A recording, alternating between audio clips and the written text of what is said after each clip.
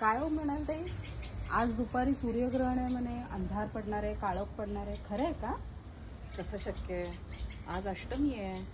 अच्छा. ग्रहण असण्यासाठी अमावस्या किंवा पौर्णिमा पाहिजे.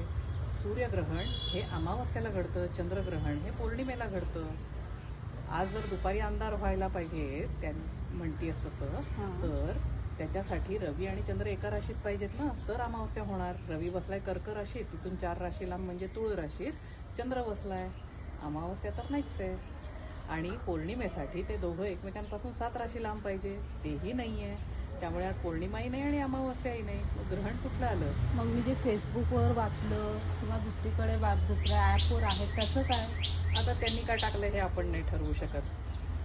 त्यामुळे आपण आपल्या कॅलेंडरमध्ये बघितलं पाहिजे. तुमच्या भिंतीवर काल निर्णय, महालक्ष्मी असं कुठलंही कॅलेंडर असेल त्याच्यावरती ग्रहण असेल तर त्या दिवशी लिहिलेलं असतं, किंवा तुम्ही गुगलवरतीही तपासू शकता.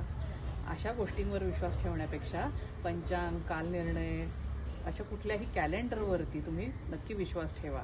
आणि लक्षात ठेवा, ग्रहण हे अमावस्या किंवा पौर्णिमेलाच असतं. अरे बापरे, बरं झालं तुम्ही